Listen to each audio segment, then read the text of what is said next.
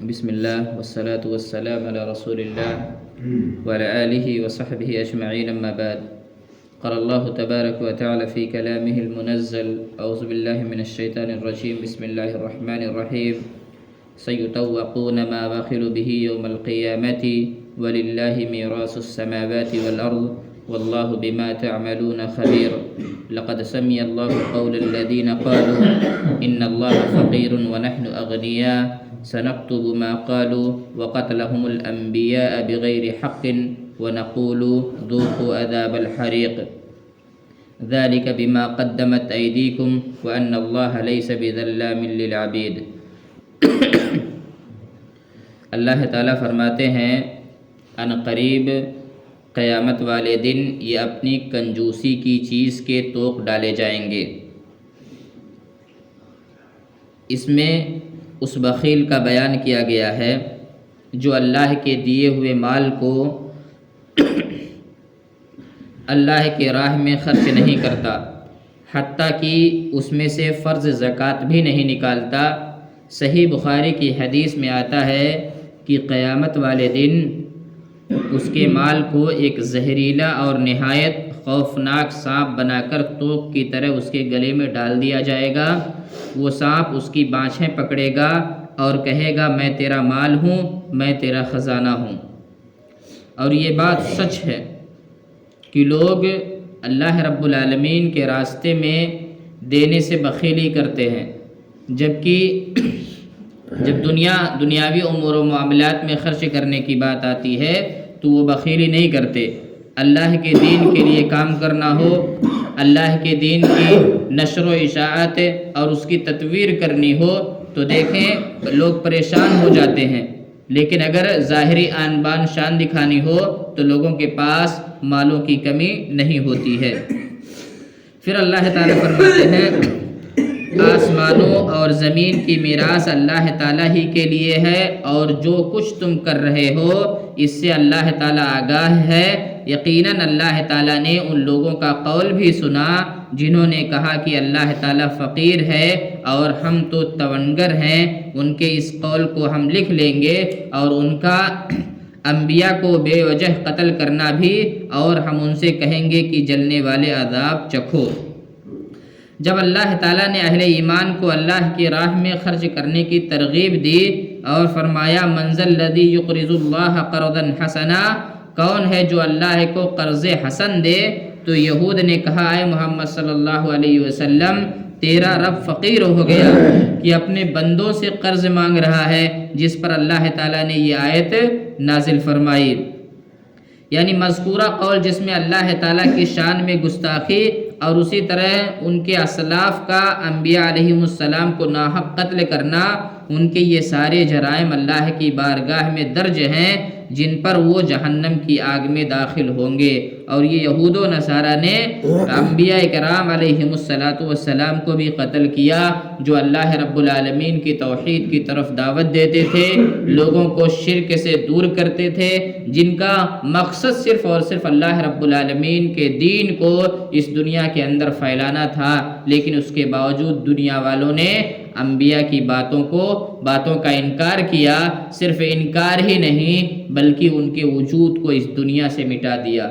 اور ایسا ہوتا ہے، کئی بار ایسا ہوتا ہے کہ جو لوگ معاشرے اور سماج کے لیے خیر خواہ ہوتے ہیں، جو لوگ معاشرے سماج کے لیے بہتر ہوتے ہیں، ان کو مٹانے کے لیے لوگ طرح طرح کی کوششیں کرتے ہیں، طرح طرح کا جتن کرتے ہیں، یہاں تک کہ بسا اوقات ان کے وجود کو بھی مٹا دیتے ہیں. ایسے لوگوں کو ڈرنا چاہیے، قیامت کے دن اللہ رب العالمین ضرور حساب لے گا.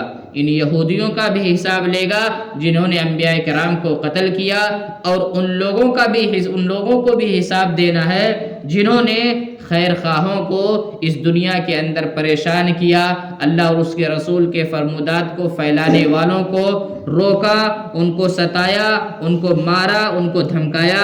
ایسے لوگ اس دنیا کے اندر ہو سکتا ہے کہ کیفر کردار تک نہ پہنچیں، لیکن قیامت کے دن اللہ رب العالمین ان کو چھوڑے گا نہیں. پھر اس کے بعد اللہ فرماتے ہیں یہ تمہارے پیش کردہ اعمال کا بدلہ ہے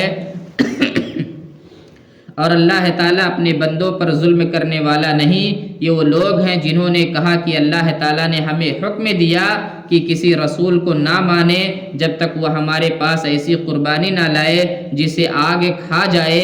آپ کہہ دیجئے اگر تم سچے ہو تو مجھ سے پہلے تمہارے پاس جو رسول اور معجزوں کے ساتھ یہ بھی لائے جسے تم کہہ رہے ہو تو پھر تم نے انہیں کیوں مار ڈالا؟ اس میں یہود کی ایک اور بات کی تکذیب کی جا رہی ہے۔ وہ کہتے تھے کہ اللہ تعالیٰ نے ہم سے یہ عہد لیا ہے کہ تم صرف اس رسول کو ماننا جس کی دعا پر آسمان سے آگ آئے اور قربانی و صدقات کو جلا ڈالے۔ مطلب یہ تھا اے محمد صلی اللہ علیہ وسلم، آپ کے ذریعے سے اس معجزے کا چونکہ صدور نہیں ہوا، اس لیے بحکم الہی آپ کی رسالت پر ایمان لانا ہمارے لیے ضروری نہیں ہے۔ حالانکہ پہلے نبیوں میں ایسے نبی بھی آئے کہ جن کی دعا سے آسمان سے آگ آتی اور اہل ایمان کے صدقات اور قربانیوں کو کھا جاتی، جو ایک طرف اس بات کی دلیل ہوتی کہ اللہ کی راہ میں پیش کردہ صدقہ یا قربانی بارگاہ الہی میں قبول ہو گئی، دوسری طرف اس بات کی دلیل ہوتی کہ یہ نبی برحق ہے۔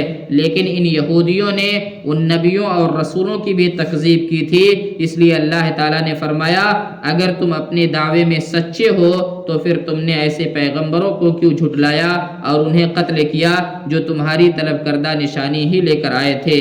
یہود یہ بہت برے لوگ ہوتے ہیں، ان کے پاس جو نشانیاں ہوتی ہیں اس کا انکار کرتے ہیں اور جن نشانیوں کا صدور پہلے ہو چکا ہوتا ہے اس کا مطالبہ کرتے ہیں۔ پھر اللہ تعالیٰ فرماتے ہیں پھر بھی اگر یہ لوگ آپ کو جھٹلائیں تو آپ سے پہلے بھی بہت سے وہ رسول جھٹلائے گئے جو روشن دلیلیں، صحیفے اور منور کتاب لے کر آئے۔ نبی کریم صلی اللہ علیہ وسلم کو تسلی دی جا رہی ہے کہ آپ یہودیوں کی ان کٹ حجتیوں سے بدل نہ ہوں۔ ایسا معاملہ صرف آپ کے ساتھ نہیں کیا جا رہا ہے، آپ سے پہلے آنے والے پیغمبروں کے ساتھ بھی یہی کچھ ہو چکا ہے۔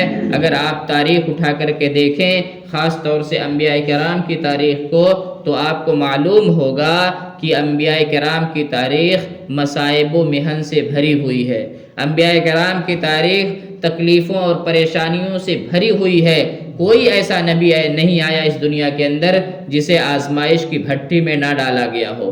ہر نبی کو آزمائش کی بھٹی میں ڈالا گیا، کیونکہ نبی کا جو ایمان ہوتا ہے سب سے معتبر ایمان ہوتا ہے، سب سے مضبوط ایمان ہوتا ہے، اور بقدر ایمان اللہ رب العالمین آزمائش میں ڈالتا ہے۔ ہم میں سے اور آپ میں سے اگر اللہ رب العالمین کے دین کے لیے ہم کچھ کر رہے ہیں، اللہ رب العالمین کے دین کی نشر و اشاعت کے لیے کوشش کر رہے ہیں، تو ہمارے لیے بھی پریشانیاں آئیں گی۔ ہمارے راستوں میں لوگ روڑا ڈالیں گے، ہمیں روکنے کے لیے طرح طرح کی جتن کریں گے۔ بسا اوقات ہمارے مساجد سے لاؤڈ اسپیکر تک کو اتار لیا جائے گا، ہمارے دعوتی کانفرنسوں کو روک دیا جائے گا۔ ایسے میں ہمیں دل برداشتہ ہرگز نہیں ہونا ہے، ایسے میں ہمیں پریشان ہونے کی چندہ ضرورت نہیں۔ ہم صبر کے ساتھ اللہ رب العالمین کے دین کو پھیلانے کی کوشش کریں، یہ اعلاء کلمت اللہ کے لیے اپنا سب کچھ قربان کر دیں، جانی قربانی بھی دیں، مالی قربانی بھی دیں، جسمانی قربانی بھی دیں۔ دین کو جس بھی قربانی کی ضرورت ہو ہمیں کھل کر کے اس قربانی کی دینے کی کوشش کرنی چاہیے۔ اللہ تعالیٰ سے دعا ہے اللہ تعالیٰ ہم تمام مسلمانوں کو کتاب و سنت کے مطابق زندگی گزارنے کی توفیق عطا فرما، آمین۔